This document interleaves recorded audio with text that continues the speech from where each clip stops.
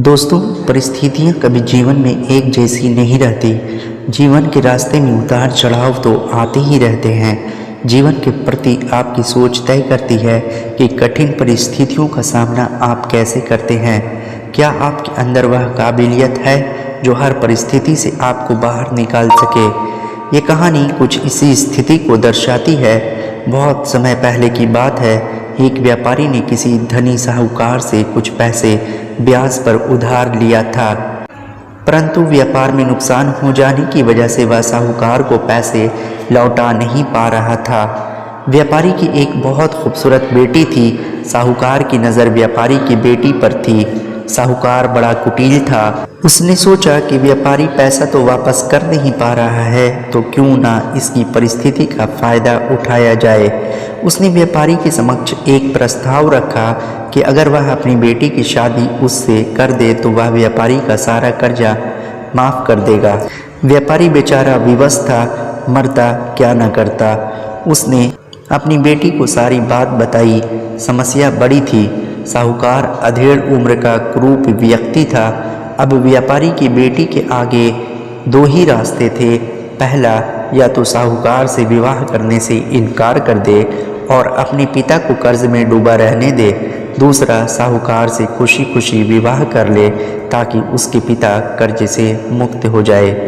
मित्रों, अक्सर हमारे जीवन में भी ऐसे मोड़ आते हैं जब हमें यकीन होने लगता है कि अब कोई रास्ता नहीं बचा है। हम बुरी तरह फंस चुके हैं। अखबारों में सुनने में आता है कि लोग आत्महत्या तक कर लेते हैं, लेकिन अपने दिमाग को पानी की तरह रखिए, एकदम निर्मल, शांत और चलायमान। पानी को देखा है, पानी हर जगह से अपना रास्ता निकाल ही लेता है। ठीक वैसे ही बन जाओ। लड़की दिमाग से गतिमान थी। लड़की ने साहूकार के आगे एक शर्त रखी कि साहूकार एक थैला लाए और उसमें दो रंग के पत्थर डाले, एक सफ़ेद रंग का तथा दूसरे काले रंग का। लड़की थैले से कोई एक पत्थर निकालेगी। पत्थर अगर काला निकलता है तो लड़की साहूकार से विवाह कर लेगी और उसके पिता साहूकार को कर्ज भी चुकाएंगे।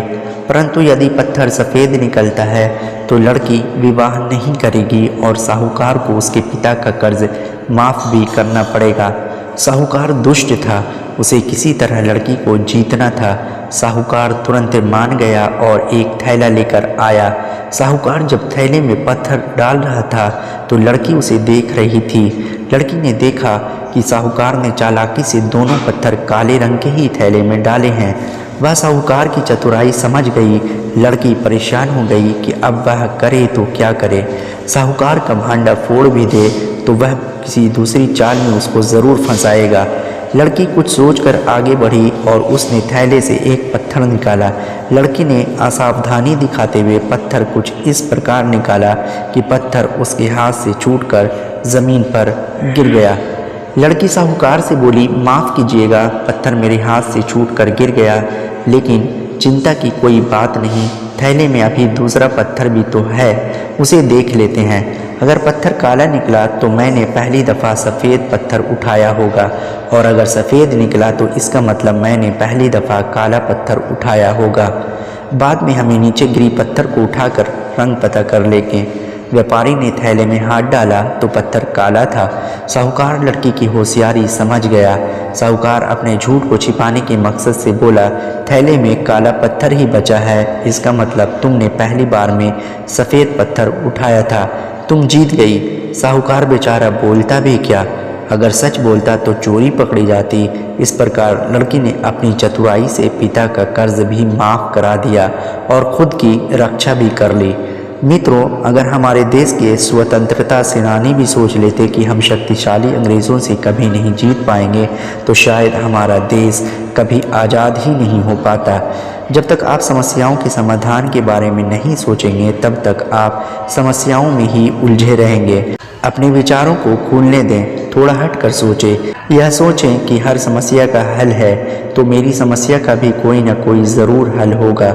जब आप ऐसा सोचने लगेंगे तो यकीन मानिए आपकी समस्याओं के हल भी आपको मिलना शुरू हो जाएगा।